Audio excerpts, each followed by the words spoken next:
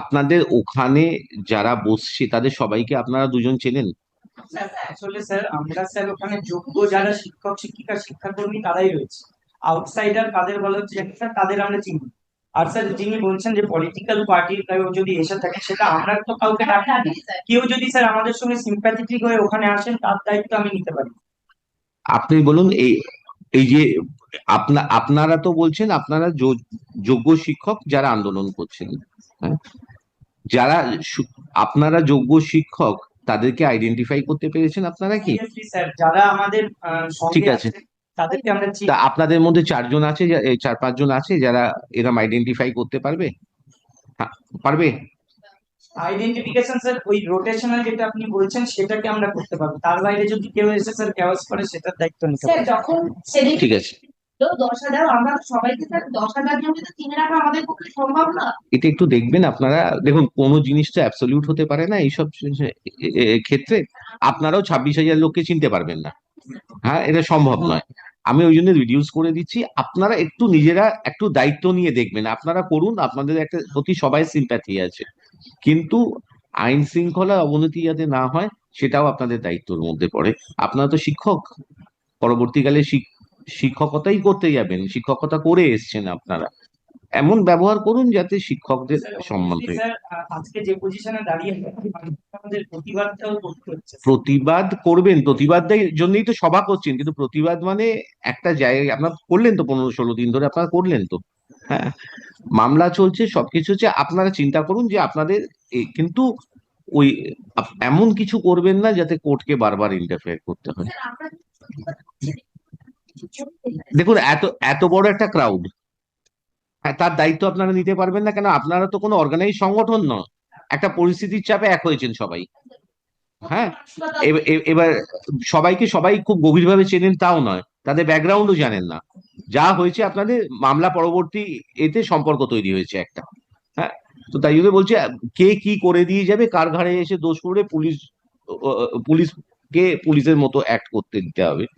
তো আপাতত যেটা আমি করছি, আপনারা এদিকটায় করুন। রোটেশনালি 200 জন করে করতে চাইছেন তো 200 জন 400 দেওয়া যাবে না।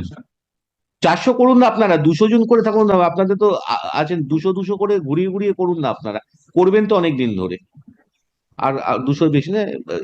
বাকি ক্যানোপি ট্যানোপি সরকার থেকে আমি বলে দিচ্ছি করে দেওয়ার জন্য, জলের ব্যবস্থা করে দেবে, বায়ো টয়লেট। আর allow us the service road sir. উল্টো দিকটায় করুন। আর যাদের বিরুদ্ধে মামলা আছে তাদের যাতে কোনো হেনস্থা না করে তার কথাও আমি বলে দিচ্ছি। তাদের শিক্ষক শিক্ষা মামলা এসেছিল, তারা বিধাননগর থানায় গিয়ে কমপ্লেইন করেছে এবং আপনাদের আপনারা ওই করতে থাকবেন, পুলিশ আপনাদের বিরুদ্ধে যাতে কোনো স্টেপস না আর নেয় সেটা আমি ডাইরেকশন দিয়ে দিচ্ছি। যাদের যাদের নাম আসছে এফআইআর, যতগুলো নাম আছে আমার সামনে থাকুক, আমার সামনে না থাকুক। দর্শক, এই মুহূর্তে সবচেয়ে বড় খবর, বিচারপতির পায়ে পড়ে ক্ষমা চাইতে হলো কল্যাণ বন্দ্যোপাধ্যায়কে। হলো না শেষ রক্ষা, চাকরিহারাদের ঠেলায় আদালতে নাকখত দিতে হলো কল্যাণকে। আর জানিয়ে এই মুহূর্তে তোলপাড় পুরো রাজ্য রাজনীতি। হ্যাঁ দর্শক, এই মুহূর্তে সবচেয়ে বড় খবর এবং পরবর্তী গুরুত্বপূর্ণ খবরগুলো সবার প্রথম পাওয়ার জন্য অবশ্যই চ্যানেলটিকে সাবস্ক্রাইব করে রাখুন এবং যুক্ত থাকুন আমাদের সাথে। বিকাশ ভবনের সামনে চাকরিহারা শিক্ষক শিক্ষাকর্মীদের অবস্থান এবং বিক্ষোভ চলছে। গত বৃহস্পতিবার বিকাশ ভবন ঘেরাও অভিযানে ডাক দেওয়া হয়েছিল, যা ঘিরে ধুন্ধুমার পরিস্থিতি তৈরি হয়েছিল। ইতিমধ্যে এই জল গড়িয়েছিল কলকাতা হাইকোর্ট পর্যন্ত। আর তাতেই এদিন বিরাট নির্দেশ দিলেন বিচারপতি তীর্থঙ্কর ঘোষ। পুলিশের বিরুদ্ধে অতি সক্রিয়তার অভিযোগ তুলে উচ্চ আদালতে দ্বারস্থ হয়েছিলেন আন্দোলনকারী শিক্ষকদের একাংশ। আগেই তাদের মামলা দায়ের করার অনুমতি দিয়েছিলেন বিচারপতি। আর এদিন সেই মামলারই শুনানি ছিল। আর সেই মামলায় এক যুগান্তকারী নির্দেশ দিয়েছে কলকাতা হাইকোর্ট। জানা যাচ্ছে, বিকাশ ভবনের সামনে চাকরিহারাদের বিক্ষোভ নিয়ে এদিন আপত্তি জানায় রাজ্য। রাজ্যের আইনজীবী কল্যাণ বন্দ্যোপাধ্যায়ের বক্তব্য, এসএসসি কাণ্ডে চাকরিহারা যোগ্য শিক্ষকরা ওই বিক্ষোভ কর্মসূচি করছিলেন, অথচ মামলাকারী তো গ্রুপ সি এবং গ্রুপ ডি কর্মী ছিলেন। তিনি বিকাশ ভবনের সামনে কর্মসূচিতে কি করছিলেন? সেই সঙ্গে কল্যাণের দাবি, সেদিনের বিক্ষোভের ঘটনায় মোট 22 জন পুলিশ কর্মী জখম হয়েছেন। বিশৃঙ্খল পরিস্থিতির জেরে অসুস্থ হয়ে পড়েছেন 19 জন সাধারণ মানুষ। বিকাশ ভবনের পাশাপাশি ওই অঞ্চলে আরও একাধিক সরকারি দপ্তর রয়েছে বলে জানান রাজ্যের আইনজীবী কল্যাণ ব্যানার্জি। কল্যাণ বলেন, চাকরিহারাদের বিক্ষোভের কারণে বিকাশ ভবনের পাশাপাশি vigilance commission, administrative tribunal, SBI ব্যাংকের কর্মচারীরা কাজ করতে সমস্যায় পড়ছেন। কিছু গুন্ডা মিলে বিশৃঙ্খল পরিস্থিতি তৈরি করেছেন বলেও দাবি করেন তিনি। একথা শুনে বিচারপতি ঘোষ বলেছেন, যেসব অভিযোগ আনা হচ্ছে সেই অভিযোগের সত্যতা এখনো প্রমাণিত হয়নি। আদালতে এসে বিনা প্রমাণে কেন বলছেন আপনি?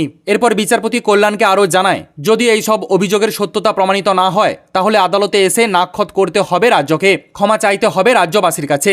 এর পাশাপাশি বিকাশ ভবনের সামনে বিক্ষোভ প্রতিবাদে আপত্তি কেন রাজ্যের, একথা জানিয়ে রাজ্যকে লিখিত আবেদনের অনুমতি দিয়েছে কলকাতা হাইকোর্ট। বিচারপতি জানান, মামলাকারীর বিরুদ্ধে পুলিশ কোনো কঠোর পদক্ষেপ নিতে পারবেন না এবং অবস্থান বিক্ষোভ চালিয়ে যেতে পারবেন চাকরি প্রার্থীরা, তবে দফায় দফায়। আর এমন নির্দেশ শুনে কার্যত মাথায় হাত রাজ্যের, কোনোভাবেই আটকাতে পারল না চাকরিহারা শিক্ষকদের।